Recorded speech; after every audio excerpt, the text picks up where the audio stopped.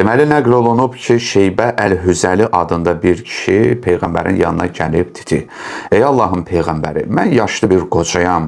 Yaşım ötüb, nəfsimin adət etdiyi namaz, oruc, həcc və cihaddan ötürü artıq gücüm, qüvvətim zəifləyib.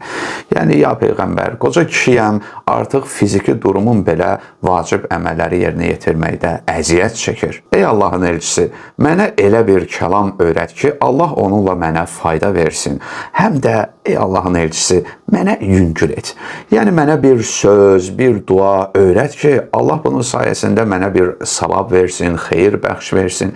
Həm də, ya Rəsulullah, xahiş edirəm, bir qısa, asan şəkildə olanını dinən. Kişi də zirəkliyə baxın. Peyğəmbər buyurdu ki, dediyini bir də təkrarla. Kişi bunu 3 dəfə təkrarladı. Bu zaman Peyğəmbər ona buyurdu: Sənin ətrafında elə bir ağac və elə bir torpaq parçası, yəni kəsək qalmadı ki, sənə rəhmindən ağlamasın. Yəni, sənin bu kökvə, bu düşdüyün vəziyyətə görə sənə fəryad edirlər. Sən sübh namazını qılıb qurtardıqdan sonra 10 dəfə belə de: Subhanallahil azimi və bihamdih və la havlə və la quvvətə illə billahil aliyyil azim. Yəni, əzəmətli olan Allah hər cür eybdən uzaq, pak və nöqsansızdır.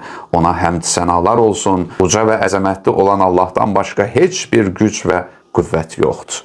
Əgər belə desən, izzət və cəlal sahibi olan Allah bunun sayəsində səni körluqdan, dəllikdən, cüzam xəstəliyindən, yəni müalicəsi olmayan ağır dəri xəstəliyidir, yoxsulluqdan və uçqun altında qalıb ölməkdən qoruyar, yəni sənə afiyyət verər. Kişi dedi: Ey Allahın elçisi, bu dünya üçün idi.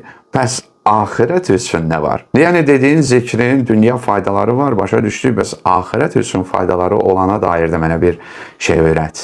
Peyğəmbər buyurdu: Hər namazın ardınca belə deyərsən: Allahum məhdini min indik və əfid aləyyə min fadlik və enşur aləyyə min rəhmətik və ənzil aləyyə min bərəkətik. Yəni, Allahım öz dərgahından mənə doğru yol göstər, məni hidayət elə, öz lütf bərəkətindən üzərimə bol-bol yağdır, öz rəhmətini üzərimə yay və öz bərəkətlərini mənə nazil et. Həmin bu kişi onları əli ilə tutub saxladı, sonra çıxıb getdi. Əlbəttə, burada indi ya yumruğunu belə tutub saxlayıb gedib, ya da bu sadəcə metaforadır ki, yəni həmin duaları, zikirləri zehnində saxlayıb əzbərlədi və getdi. İşimiz bunda deyil.